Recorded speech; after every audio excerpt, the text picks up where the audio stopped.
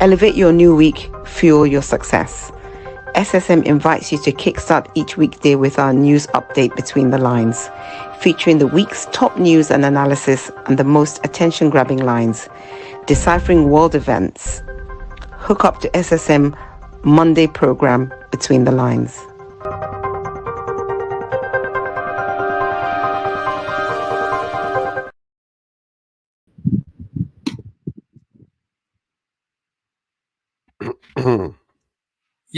Yes, you are Hello. welcome. Yes, Georgie. Thank you. You're welcome. You. It's Yes. another week. Thank you. Viewers, another week. Go ahead, George. Thank you. Yes. Let's hear you. Yes. We want to welcome, all our viewers from around the world on this Monday Between the Lines. And welcome. It's good to have you here today. We have a lot of news that we are going to be uploading and offloading on you today. So please join us in conversation. Send us your text messages. Make sure that you get involved, and let's move on with the Monday Between the Lines. Let's go My between name the is lines. George Chukwu, all the way from Toronto, Canada. And we are live. Yes. We're live, George. Nice. So, viewers, this is it. Between the Lines, Yes. this 6th day of the month of July 2026. George, let's just do a small comforting words. We had the story of a Russian student, a Nigerian Russian student that died with an airstrike. There was an airstrike, a Russian airstrike in Ukraine, and sadly it killed one of our students. So viewers, it's sad news. Let's just do a moment of silence for Adobe Miriam that passed away during a Russian airstrike that killed her. And this is few days to her graduating. Very sad. So we send our condolences to the family. We really mourn with them at this point in time. George, it's a sad news. I know you probably did you hear that news? Yes, Adobe Miriam. No, I'm just hearing it right now. Yeah, and an Igbo girl for that matter. Sad. Goodness. Just few days to her graduating, George. Few days to her Imagine. graduating. She had this airstrike, and it killed her. The hospital had to announce Russian airstrike in Ukraine. Yes, Russian airstrike in Ukraine. Sad one. So she's a Nigerian in Diaspora. She came to school here. She came to further have studies and also improve her life. But sadly, she was hit in this this confrontation between two brothers that shouldn't be. It's long we talked about the Russian-Ukraine war, and Dr. Olufemi is here too. Dr. Olufemi, you're welcome. Dr. Olufemi is... Good evening, Sir George. Good evening, Mark. Good evening, Nigerians all over the world. Good evening, citizens of the world. Yes. Yeah, we're talking about our young lady that just passed away. Yeah. Our condolences to the family. Yeah. Our condolences to the family. But I didn't think that schools are still open in Ukraine, because my nephew actually studied medicine in Ukraine. I thought that when the war started, that they closed a lot of schools, and they actually, but that means that some parts of Ukraine is still open. Universities are still open. So this is very sad news. The war is not in every region. The war is not in every region of Ukraine. It is the one that is close to Chechnya. That is where the war is very intensive. Where the school closer to Russia, where the conflicts are, is where the one that's closer to Chechnya. That's where the conflict is more intense. The other side of Ukraine is more peaceful. It's also like so there is crisis all over Nigeria. But meanwhile, some part of Nigeria they don't even know what you're talking about. So it's just like that. So some part of that, and also this poor lady may be there's some people that work as intern when they are on break. Yes, they work. That was what I was going to. Yeah, that was what I was going to state. They work as intern when they're on break, so yes. She may be a victim of that. Yes, the story is that she was shot in the line of duty. She was the airstrike took her in the line of her internship in Kharkiv, Russia, Ukraine. So they rushed her to the hospital and she passed away there. So our deep sorrow to the family. We also mourn with Nigerians in that community, those that this has affected. And you probably will have more people that probably had more that had injuries from that airstrike. It's terrible. So this is the news. So sorry, gentlemen, we just had to do that small condolence. So let's move on now. Let's move on to coincidentally, yeah. There is a young Igbo girl who just graduated in Russia. As a matter of fact, it's on the news today, and she speaks fluent Russian, and she finished her school with honors. And coincidentally, and down, this one is dying in Ukraine. That one is graduate. Send out. We send out the condolences. There ought to be some kind of sanction against this war that is going on between these two people, two brothers, or whatever they call them. I mean, they need to come to terms and stop this nonsense. They're acting. Understand it, but anyway, let's move on. Yes. At this point in time, it's really sad that we're having all of these news coming in.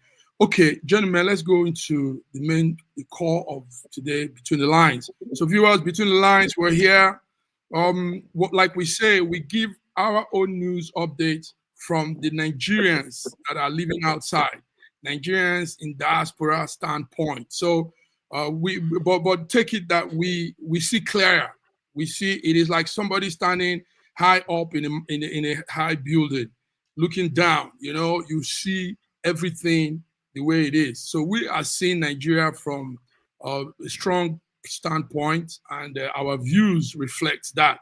So guys, let's talk about, let's go into this story that has been, it's been all over Nigeria. The controversy surrounding the alleged fake government agency has continued to have all different people giving their views and all of that.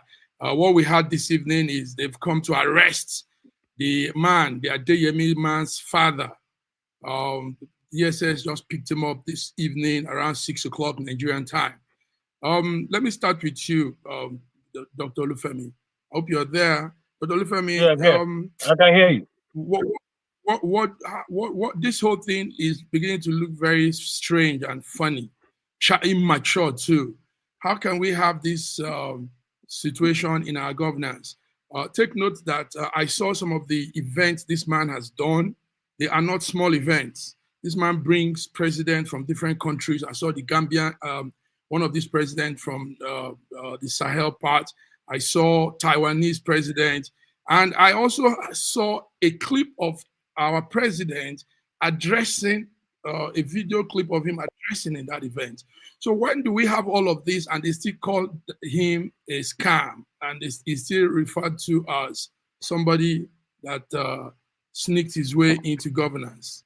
Help us understand this more. Now, we have to have an understanding that when you and I sit and sleep and think of rational things, some people's area of specialization is scam. Also, we also have to put an understanding. You have to have an understanding of what we are dealing with. From the information so far, we learned that this agency had existed before this government. Now, one of the things you have to put also into perspective is that civil servants are involved. Now, because for allocation to in a ministry, but we also confirmed that there was no CBN account. So whatever that is, we're going to get that. But there is a process of investigation, and I will want to see that seen to the end. But by and large, this is not limited to Nigeria. We've seen Nigerians scamming American government during the COVID period. The money that was supposed to go to social service, social what they call this, social, we call it benefit in this country. That was supposed to go to elderly people, somebody cornering it and taking all the money. Now, this is when we go into system that have been working for hundreds of years, and the Nigerian can go in there and scam it. And we're talking about going to the system and pretending that it's not ways. So it is not one-off. And the people that we're talking about is about check and balances. I've also seen people that are saying that, oh yeah, the government is not digital, that. It's a civilian government. If a government is too high-handed, we say the government is not accessible to people. If the government is too tight, we say the government is looking above, looking down on people. And now, most importantly, if you look at that, what agency, hold on, let me finish. Let me just conclude this. If you look at that agency, the agency is more about the alleviating poverty and poor people. So if you look at it, you will think it's an agency that will be working for people, but it is a scam. A scam is a scam. So government needs to do proper investigation, and anybody culpable must go. Let me just come in here. You know, sometimes we are so educated that we become derelicts in our views. I mean, there's so many questions that are arising from this whole entire saga. Sir George, I know you're eager to we talk about let's bring in, let's welcome in. The government is involved. Sir George, the media is involved. Sir George, let's welcome Dr. Professor Charles. Prof is with us. It's good to acknowledge his presence. Prof, we can see you, but you're a little bit dark. You're a little bit dark. Is it the direction of the camera? It's a statement. I'm dark on this. I'm in the dark on this particular subject. All right, so George, go ahead. George, How are you, Prof? How are you, Prof? This is very, very important. This is very important. Okay, listen to this. If an individual was able to operate under the guise of a government-linked institution, the public deserves to know who may have enabled it and whether there is any failure within the government oversight. This is crazy. I mean, we are talking about nonsense when the real issues we have here is that there is a link between the Aso Rock and this particular thing that is going on. How can an institution be called fake when it is actually receiving, funding and budgetary from the government? I don't understand. I mean, something is definitely wrong. The investigation we are talking about, all these things that are being done, is to cover what they know. Equally important to the fake company is the allegation of connected to this Femi Bajami Amila. Should shouldn't disappear. We need to pay attention to it. They're trying to cover something, and it is not right.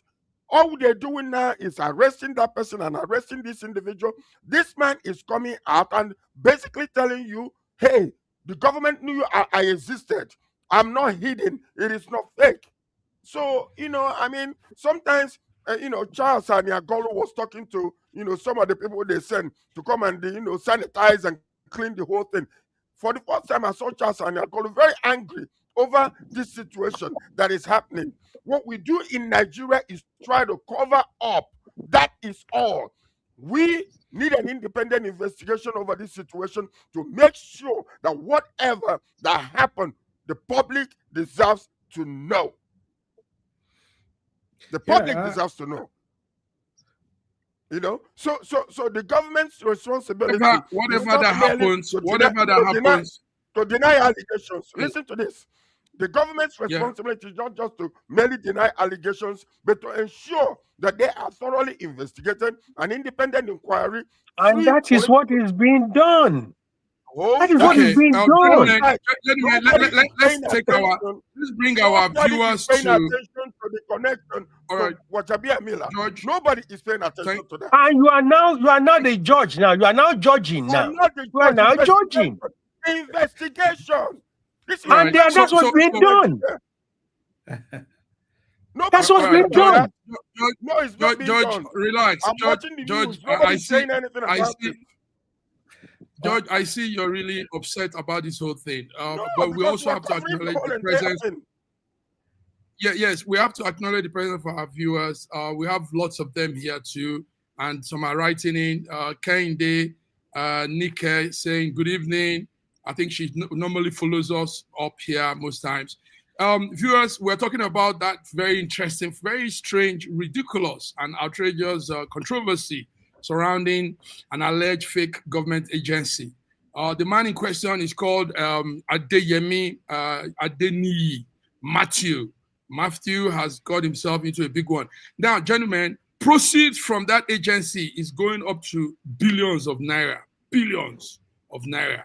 And no tax, no accounts, nothing but money was people are making money. Prof, I know you will come from the American point, but let's understand this, Prof. Give our viewers more insight to this strange story. It's really strange. I think you're right, Massive. It is strange. It is very strange.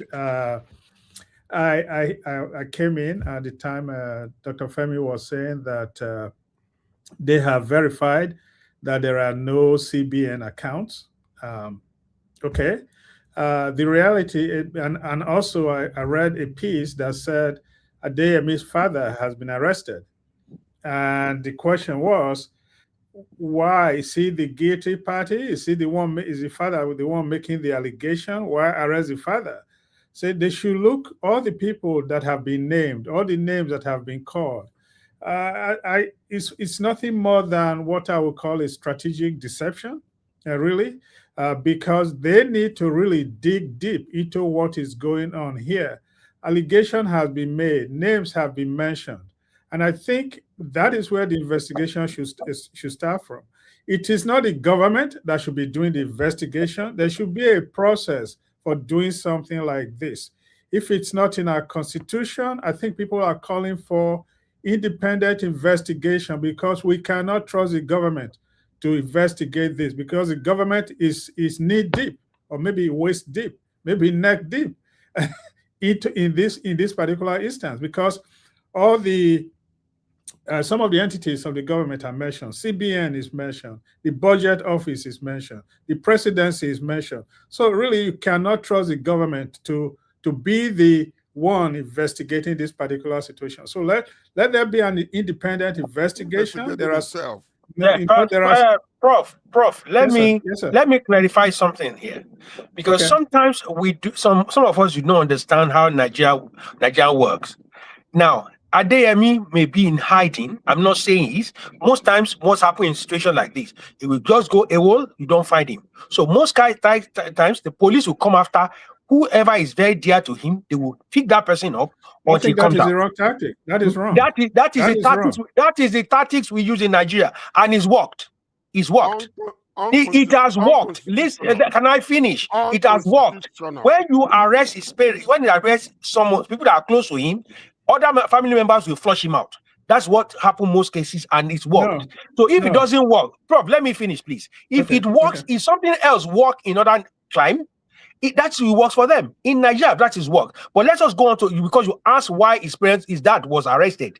Because Adeyemi must have disappeared and has gone underneath, because under the radar. And when his father is arrested, or when they go to his house, whoever they find there, they arrest them. Police have always done that, and they've always got whoever they wanted. If it's work for the police, let it work. Now, going to the issue of investigation. Now, it's a criminal offense. The police should at least do their diligence, do first line of work, and then If there is an investigation panel, let it work. Police could not fold their hand. It has been alleged there's a criminal offense here. The work of a police is to make arrests. The police is making arrests. People are complaining about it. If in the course of the probe, and there's a probe, I would have said that there will be a National Assembly probe to check this. That is a lawmaking probe to do this, on executive probe to probe this. In the past, there will be an executive probe. There's an executive probe. Hold on. Listen, let me finish. Listen, Dr. Femi. No, Dr. Femi, hold tight. Why are you not saying that the arrest of the father might be to intimidate this guy, not to release what he knows? That's essentially what it is. That? That is essentially what it is. You're intimidating the guy. You're intimidating him. He's under bail already. Dr. Femi. To intimidate him. Yes. Look at. Okay, so let me. To intimidate a fraud. To intimidate a fraud. You are just calling him a fraud, and you are not saying that it intimidates a fraud. Dr. Femi. So, no, I was speaking. I was trying to make my point. Yes. Okay, I was trying to make my point. This man so that so there has been. Okay, Sir George, let me finish. So they shouldn't touch him. Can I finish? Go ahead, sir. Go ahead. So there was an allegation made. Some names were called. Some names were mentioned. So the task of the police or any investigator is to, first of all, look into those names that were mentioned. As we know right now, we don't know if anybody mentioned in that allegation has been arrested, apart from the person making the allegation. So right now, there is a pushback from those people whose names were mentioned. That is where the investigation should start from. Before you go and arrest the father of the person making the allegation, I think that is wrong. Sir, you have got it wrong all the way around, turned around, sir. The allegation was not made by Prince Adeyemi. There was an agency of government that alleged that Adeyemi is a fraud. That was what Adeyemi was not the one that alleged. And Adeyemi had a press conference. Adeyemi, hold on, sir. So an organization was made an allegation that Adeyemi was a fraud. And when there was an internal investigation, they realized that Adeyemi was a fraud. And that was why Adeyemi quickly made those to cover his back. And in the course of that, the people who has made allegations are in government. They cannot run away. There are people in government. But Adeyemi, who has been made allegations made against him, can disappear into thin air. And that was why, because he said he's been alleged to be a fraud. But Adeyemi cannot run away, or anybody in ministry cannot run away. But Adeyemi can run away. Adeyemi has not been arrested because maybe they couldn't find him. And for them to have arrested his dad, he must have seen, because he's a typical Nigerian. He's on bail. He's on what? No. I think they should do whatever they can do. He's on what? You talked about due diligence, Dr. Femi. He is not on bail. He is not on bail. He has not been arrested. Dr. Femi, due diligence is essentially doing everything that is necessary to make sure. Arresting his father is not the way to go. Gentlemen, let's get no. He's not. Let's get some insight now. First of all, viewers, our viewers are also sending in their own part of the story. Kehinde Nike says our government doesn't cherish integrity. The government itself is fraudulent. Now that's a Nigerian citizen talking. You can hear that now. He said the government itself is fraudulent. Because you know why Kehinde Nike might be correct? Because Adeyemi went through all the age angles of governance. CAC to register the agency, Central Bank, and you're saying it's not true. Central Bank is being indicted. A lot of people checked him before he did this. Take note, one of the events he did in Abuja had the president speaking virtually. So how do you, that alone, if it's fake, if it's civil service, civil service, that's a big crime. Civil service. Come on. It's not you can't hide service. This one. You cannot hide this one. It's too glaring. It's too bare for you to even try to corner it. There's nothing you can do. Yeah, Listen to this. Sokpe Lore also says it's not illegal, sir. That's against the constitution. Okay, I don't know where he said that. No, he said it's illegal. It's illegal to arrest the father of. Okay. Yeah. Okay. Yeah, it's not legal to arrest the father of Adeyemi. The reality here is the allegation. Somebody just said something also on our WhatsApp. Somebody said, guys, this will fizzle out in the next 1 week because government have been indicted. Do you believe that? Prof? No. Well, I think that is what they hope will happen. But it will not happen like that. Yeah. So can I speak, yes, Dr. sir. Femi? Yes, sir. Yeah, thank you. I think that what is happening here, this idea of a fake department, a fake agency, is nothing new. But this has exposed the fallacy that is happening in our system. That plus the fact that the IMF is talking about an 8.8 trillion naira overspend money that everybody is denying, and somebody from the finance department is saying, no, we don't see that kind of money. No, we are not expecting the government to be the one doing the investigation. We need independent investigators to actually look at these things. This is why our people are in poverty. This is why our people are suffering, because of this type of shady businesses that they are conducting. So when that allegation was made, if somebody blew the whistle and said, hey, there's corruption here, and Adeyemi had a press conference, I said, no, like Massive just said, CAC knew about him. They should have records on him. The CBN knew about him. They should have records on him. Everybody else involved in the chain of custody, if you will, they should have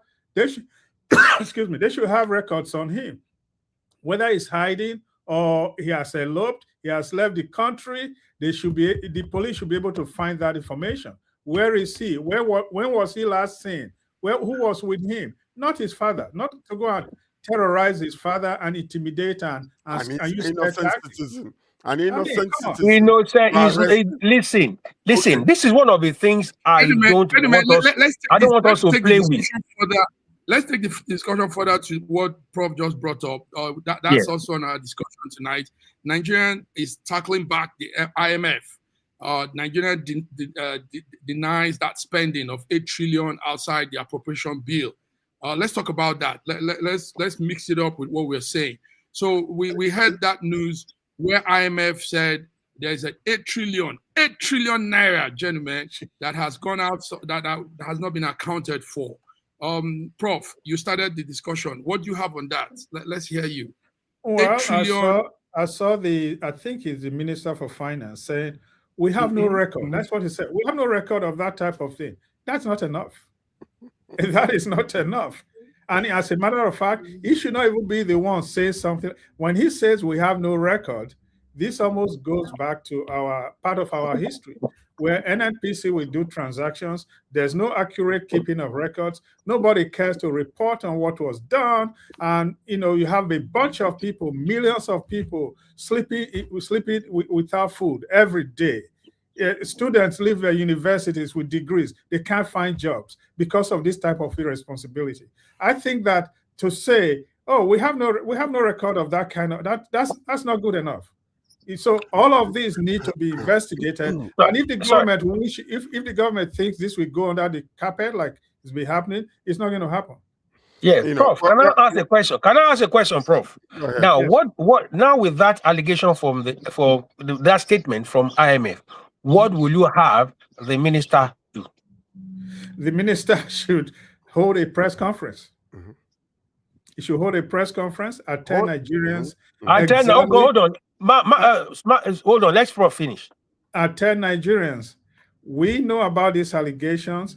We are going to institute, again, I say independent investigators. That is not how government runs, sir. Well, I beg to disagree with you. I beg to disagree with you. That's not how government runs. IMF does not run the government of Nigeria. You asked me a question. Yeah. I'm answering your question. What should they do? I'm telling you what they should do.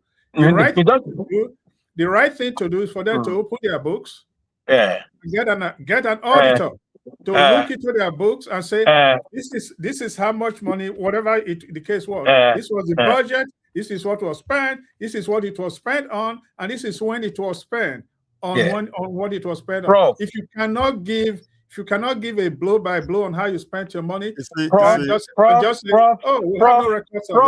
tell me one government in the world that does that.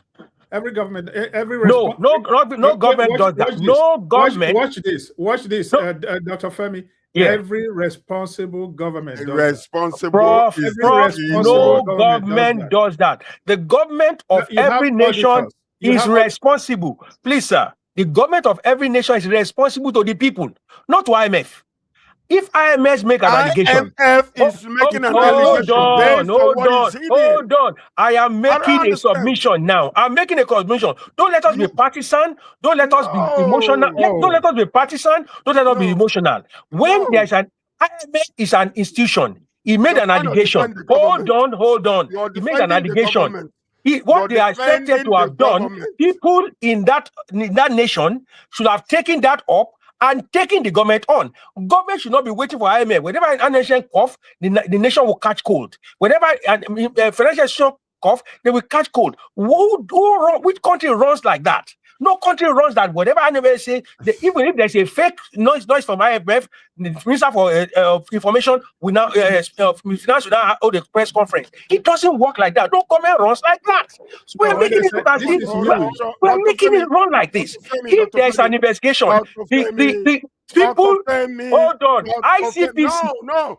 What you are doing, you're talking about not being partisan, but you're defending the government. We're not defending the government. I'm defending Nigeria as a nation. I'm defending Nigeria as a nation. That's not what you're doing. I'm doing that. No. I'm doing that. I'm making cough outside doing press conference. Hold on. What are we talking about? No. Let me we're not a neo-colonial nation. There is corruption going on in the government and you're defending them. That's what you're doing, Dr. Femi. You should stop doing that. You're being partisan. Because absolutely. I'm surprised. I'm surprised. Listen. As an educated man, hold on. Wow. Let me finish.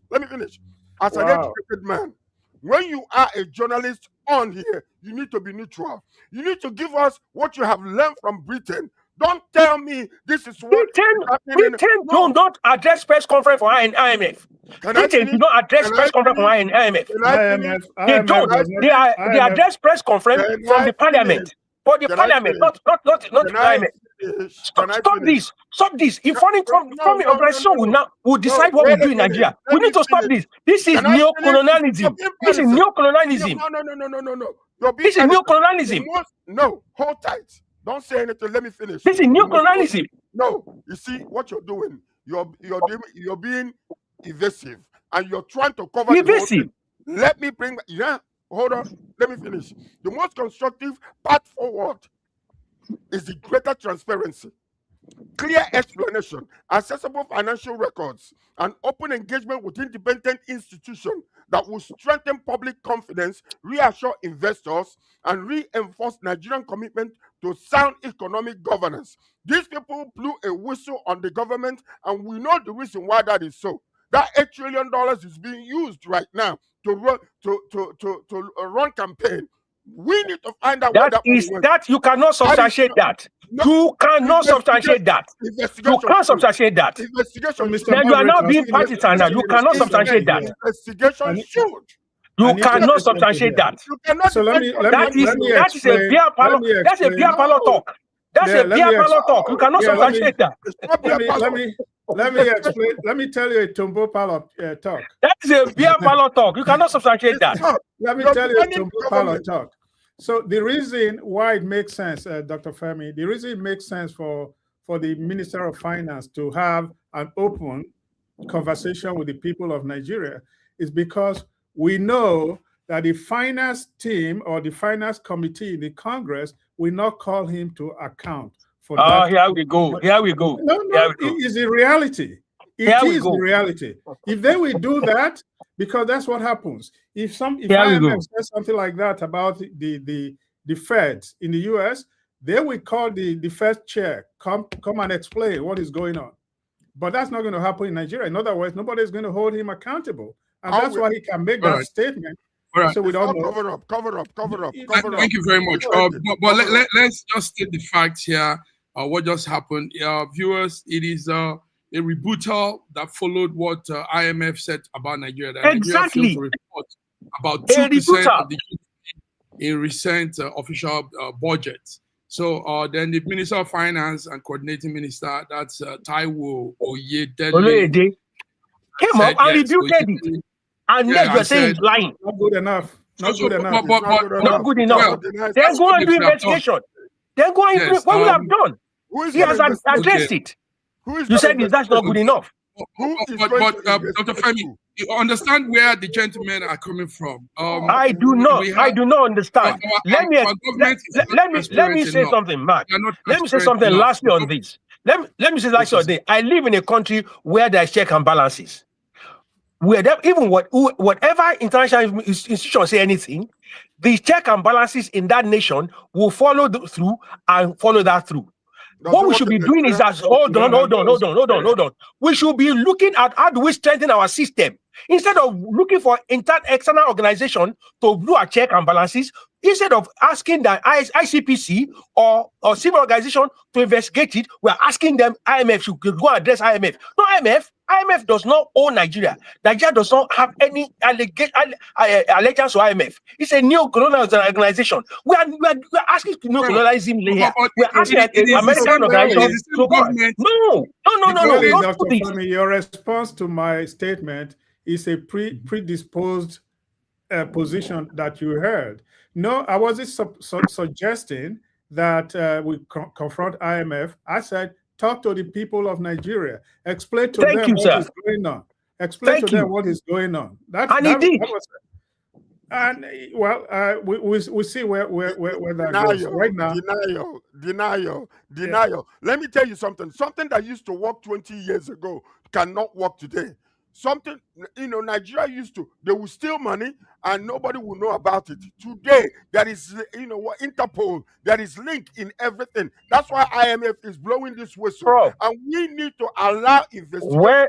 Hold on. We must allow independent investigation transparently to let the nation know this is what is going on. Not by denial. Denial doesn't work. Not anymore. Not in this current world. So what should he have done? He says in there, I don't know, or I say the money was missing. We want to do investigation. Now listen, in governance, at the first instance, he will say what he knows or he doesn't know. If further investigation, hold on. If further investigation open something else, it's a different thing. We had the grass cutting issue. When it was investigated, whoever had role, and when it was the poverty alleviation ministry, when there was misappropriation there, when the investigation was done, head role. When you do not even wait for investigation, you're already accusing people they're stealing money. They are stealing money. You are already condemning them before the investigation. And you are not being patriotic. You are not patriotic. You are not being patriotic. Transparent investigation. Forget about patriotism. Leave it. Let it be done first. Let it be done. Don't say they are stealing money. Don't say they are stealing money. Stop defending them is what I will, because there's not been investigation. Defending them. Until the investigation comes out, innocent until proven guilty. Innocent until proven guilty. That is what justice means. All right, gentlemen. You cannot defend the undefendable. I'm telling you, you can't. Because the law Thank you. But I want to chip into Dr. Femi. Dr. Femi, you said we should defend our country. But it is our government that also goes out to take loans. It is our government that does these things. Everybody takes loans. Everybody takes loans. When we do those things, we attract them. We now bring in everybody in the world take loan. Yes, but we now attract them into our affairs, our financial affairs. Yes, so we attract them into our affairs. Mark, we attract them to our affairs. But they do not run our government. They do not run our government. What we are doing is that we are doing neo-colonialism. We are due neo-colonialism. Whatever they say, whatever they say, giving you a loan. If a bank is giving you a loan, you must check your credit. You're allowing the bank to check your credit and see how you are managing the money. That's absolutely. Right. So let me tell you something. This defense you're creating. How much do we have? How much did Nigeria borrow at the borrowing from IMF? I'm asking you, Sir George. We say several zero. IMF zero. It does. $0. $0. But Dr. Femi, let me say that. Please let us. You know very well, Dr. Femi, that the IMF is responsible for determining the credit worthiness of any nation. Every nation in the world. So for them to determine the credit worthiness of Nigeria, they can issue whatever kind of report they feel like issuing. And so if that statement was to say, because they mismanaged their budget, then they are not credit worthy, again, it's our responsibility to defend it, and not just defend it, but put the facts out to show that the records that they have are wrong. Until we have records, until we have the records that say what the IMF is saying is wrong. Sir. Yeah. So you to your point, to say, they don't give us any credit. They can't tell anybody extended credit to Nigeria. Don't give them credit because they overextended. That was an after comment. What I've said is that IMF comment has been rebutted by the minister. If there's further investigation to be done, it should be done by independent independent bodies within Nigeria. It will not be IMF to determine who, how, and also in the course of this our discussion, someone on this platform is saying that he knew where the money is gone to. It shows that even no matter what the minister says, no matter what, before an investigation, you have concluded the money is stolen for purpose of election. So here. And I say we don't want to be partisan. You say we are investigative journalists. Is there the evidence that money, you have seen where the money is gone to? The answer is no. That's why I say it's a beer parlor comment that has been going around. Oh, the money has been taken. All right, George. IMF knew that the money was missing, and that's why they bring the alarm out. Yes, Dr. Femi, maybe Nigerian government need to hear this, gentlemen. Maybe Nigerian government need to hear this. We on the tech side, we understand that these international institutions have devices and means of checking money movement. Yes. You see, they don't come to you. They don't need to come to your country. They have these devices. So maybe Nigerian government doesn't know this. They are still living in the past. These institutions have a way of knowing every human being on earth. Hear this. Every human being on earth, they know how much everybody is moving. That's why they can catch themselves. There's no tech. There's no tech in the world that Nigerians are not involved. There's no tech in the world that Nigerians are not involved. They open holes for them to know.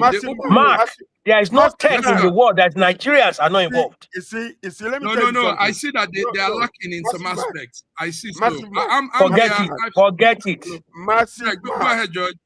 I said before, the way they used to steal in the past cannot work in today's because of technological advancement. So they are still using the old system of trying to divert money. But now, because of technology, these things are easily traced and publicly made aware. So let me tell you something. They need to find another way of stealing. Because the way they've been stealing in the past because of lack of technology or technological advancement is no longer working. That's why whenever they make a move, they get exposed. So let me find a new way. That's it. 8 trillion naira is missing. All right. And gentlemen, our time is going. Let's do small sport updates. Let's do small sport update, gentlemen. We also the heavyweights in the football world going out. Norway turned out Brazil. England trashed out Mexico, and more surprises will be coming. Dr. Femi, help us. You're a football enthusiast. 3 Lions. All 3 Lions. Yes. Yeah. Now, the 3 Lions of England, early hours of this morning, beat one of the co-hosts, Mexico, and that was the first loss in past 34 matches for Mexico in Azteca Stadium. That stadium is the altitude. That stadium always come after other teams that they bring there. They bring these teams there at that particular time of the day to play them because of the altitude in that place, and the English team overcame that. Normally, when they put in there, by the time you play 15-20 minutes, you are exhausted, and that they come after you big time. And they tried to do that yesterday, it didn't work. So, congrats to the Three Lions. For the Brazilian team had a very fantastic squad, but they don't have a good team. So I've seen that happen all the while. They struggled to qualify for the World Cup itself. They almost went through the playoffs, and when they got to the World Cup, it was an old team mixed with young players, and in the course of that, they dropped some good players and they took some players that were not so. When Neymar had no business in the World Cup, so it was just to hype him. So things like that happen in the World Cup, and eventually you have a Chelsea player who had almost about 18 goals in the Premier League this year. I can't remember his name now. He plays for Chelsea. He had 18 goals. That boy is sitting in his bedroom watching football on TV. While Neymar, that was injured almost half of the season, is in the squad. You have that kind of teams like that. And so therefore, I wasn't surprised we were knocked out. But the surprise team of the season of the World Cup so far is the Cape Verde team.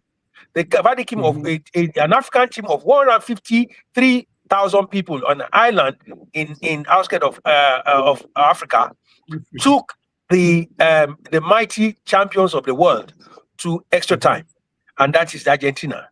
To them all the way. That shows that there's something out there is brewing in Africa. And for the first time in the history of the World Cup, 10 nations in Africa went to the World Cup. 9 came out of the group stages. 9 came out of the group stages. 9. And now out of the top 16, and we still have about 3 of them still in the top. So it's a progress for Africa and a progress. And one other thing I should add in there: no team that is in the World Cup today is lacking an African player. Every team in the world.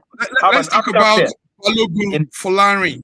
Balogun Folarin and the situation in America. Prof, help us. You're there in America. Our boy Balogun. Yes, Trump wants to change football rule. Imagine having to turn around a red card instruction, and now they are bringing back Balogun. Probably Balogun will play in tomorrow's game again. Belgium. Right there. What just happened? That is what you call capacity. Capacity. Capacity. Capacity. That's what I'm talking about. To deliver. Where you fight for your people. Right. You fight for your people, not the way they were doing. Not the way they were doing us in South Africa. No dignity, and we were waiting for one airline. So Balogun is a superstar, and so when he got that red flag, many of us were arguing on social media, say it's not going to stand because that was incorrect. And so we do believe that justice has been served. And so if the Belgians win today, power to them. But I really hope that the better team will win, which will be, in this case, the US, because I think the US has a very good team. The Belgians have a very good team too. But with Balogun on the field, I think that makes a whole lot of difference. And so they're probably going to assign 2 people to him to watch him. That will leave somebody open. And with Pulisic there, distributing the ball, I think the US has a very good chance. I agree with Dr. Femi. What happened to Brazil? It was not surprising. They had a team, but like somebody always say, there is no I in team. It's a team for a reason. So individually they were good, but collectively as a team they were no match. And for England, I was rooting for them, but I knew Mexico had a very good team. They had a very good team. You could see Harry Kane could not complete the game because he was tired. The British guys were literally exhausted. And so after full time, they gave them additional 11 minutes. That was a bit much. And for Cape Verde, I think Cape Verde was slightly cheated. Yes, because the referee allowed extra time.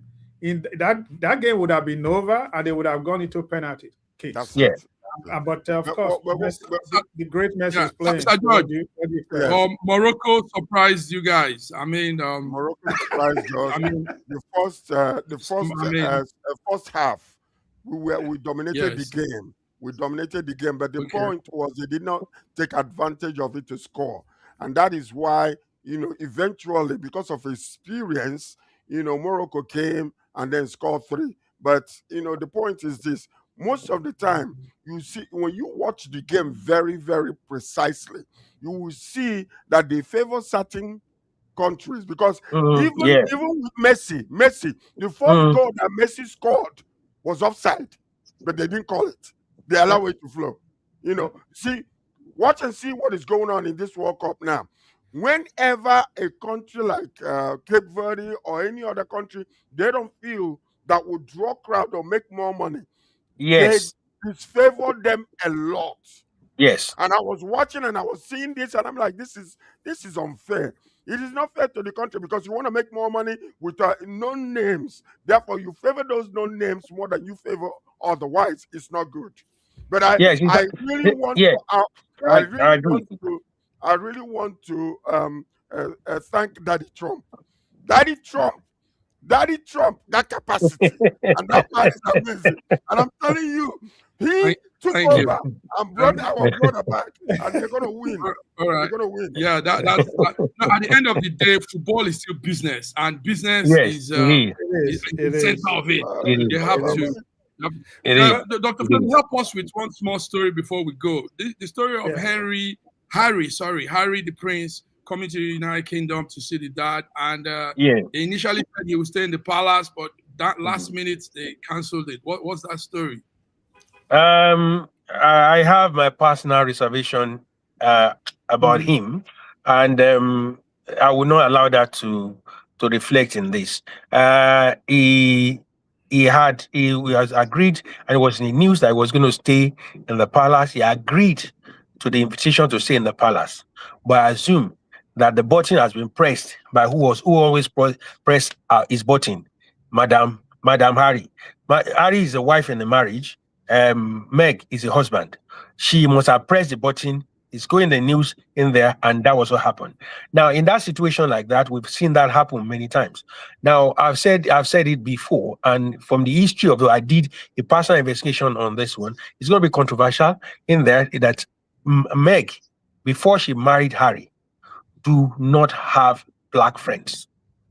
Go and investigate it. Go and do your research. She doesn't have black friends. She does not identify herself as a black woman. But when she married Harry, she became a black woman, and the people she invited to the wedding, at her wedding, who are black stars, they were not just her friends. She was just a superstar. And I want to take this to everyone to think about this. She had a black woman as her mother. That woman sat alone by herself on that wedding. You want to tell me that woman doesn't have family? And you say you are claiming to be a black person. That woman doesn't have family. None of our family members was at the wedding. That woman, the mother. So you want to tell me that woman is really a black woman? She's not. Anyway, So please, let's go. So on the issue of that, so the Harry being refusing or changing his decision to stay in the palace has exterior and exterior motive for that, and that's what is gone back into the news, and that's going to open new kind of worms. The unfortunate thing is this: at the end of the day, is ensnaring or creating wedge between the young man and his ailing dad. No matter what the case may be, he cannot be the king. The king, the heir apparent is William. And when you are beginning to create this god of galley between the brother, they were inseparable before marriage. Inseparable before marriage. These are your views are your views. Yes, sir. Today, That's I said my views. That's I said my views. Today we've heard about beer parlor and Tobo parlor. Looks like now, it looks like now we are down the road. That is Pan Wine Parlor. Pan Wine Parlor on. Okay. All right. Anyway, now we're talking Massive Mark. Go ahead, George. Go ahead, Sir George. The 67 days of captivity, those Christians that were captured, they have been released. But there is no news of any arrest. There are no news. There's no news of how the negotiation took place. All we know is that they have been released. And I'm saying this simply because now that the state policing is happening in Nigeria, there are things we need to start suggesting in order for them to be effective and efficient. Yesterday, we had a picnic, okay? A bunch of U.S. people came here. So under the auspices of their classmates, or but a young guy came with a bulletproof vest yesterday, and he was showing it to us. I tried it on. This bulletproof vest has cameras on it.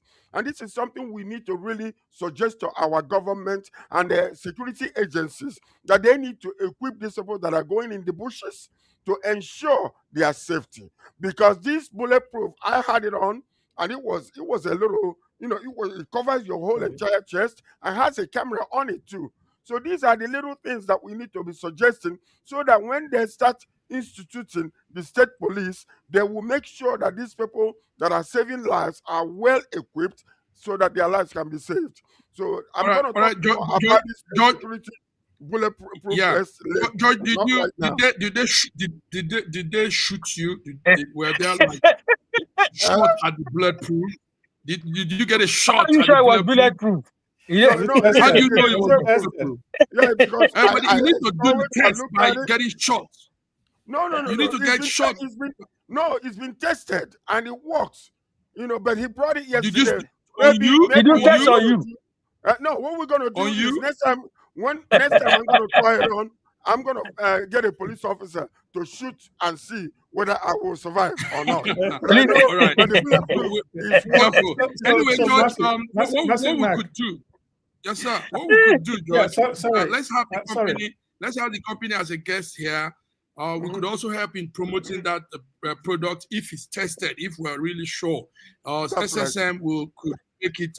We could go across and meet federal government and see if state governors. We at least look for one state governor and see if that product can get across to the security arm of their state. Thank you very much, Sir George. Yes, Prof, go ahead, sir. I was just going to say, when Dr. Femi was talking about soccer and the positive outcomes and tank teams from Africa, unfortunately, the giant of Africa is missing from that list. I think that should be a sobering thought for all of us and for the country as well. I mean, a country of 200 million, or maybe more than that we cannot field a team to represent us. I think it's something. It's food for thought. The last time we had a very good team, I believe, a very good team was the time of JJ Okocha and team and Olisa and the rest of them. But we have an Olisa playing for France. I don't know if there's any relationship with that Olisa. So we have a lot of work to do in our country, whether it's in the sports arena, technology arena. We're doing some good things in tech, but we can do more. Whether it's in education, a whole lot of work. They seem to be making some good changes, but we still have to wait at least for some time to make a judgment call. But at least for soccer, come on. Yes, sir. It is high time. It is high time we do the right thing, get our team together, and I think this is an eye-opener to every member of the Super Eagles and Nigerian team. They see that they should have been there and where to showcase to the rest of the world. Our stars are all over the place and can look in there. Lastly, before we go, Mark, and also need to put in there Federal University of Akure. I can't remember whether Akure or Ado or so. They just called themselves the school from the national grid, and because the technology department, the engineering department of the university have turned the school, the solar powered energy, to serve the whole campus and the neighboring communities within that campus. They're coming from the national grid and the electricity from the school is supplying that community, and they are making money from that as well. Very good. That's what we're talking about. Excellent, good news. Yes. Anyway, listen, I know that's what we're talking about. Gentlemen, yeah, George, you want to say some last word? Because I just want to make sure that we bless our country to ensure transparency, good governance is what we are praying for. From the president all the way to the local government chairman, that God will continue. Where there is corruption, expose it, so expose it, Father. Expose it, so that we can live. Your poor people, your poor children can eat and breathe, in Jesus' name. Yes. Amen. So viewers, you can see the power-packed, dynamic gentleman here. This is SSM, and we've been here on this beautiful Monday, 6th of July, on our program called Between the Lines. Gentlemen, let me say that our viewership is really blowing up here. Good numbers of people have been following what you've been saying. We want to go deeper, and the deeper is really getting to the hold of some of these stories we've said. So we're not going to stop at what we've just said here, gentlemen. We're going to look further into the Adeyemi's case. I mean, we could be the voice for our people because we are out here in the diaspora. We have George from Canada, we have Sir George from Canada, we have Prof from the United States, and Dr. Lufemi from UK, London. So let's look into this. Non-partisan emotions, non-partisan responses. Let's say things and bring a change to our country. That's a great country there, you know. Right. You guys know this. That's a powerful country there. So it's time for change. It's time for a better Nigeria, like Femi Oke will say. So until we come again on Wednesday, have a beautiful week start. Prof, is there anything you want to tell us again?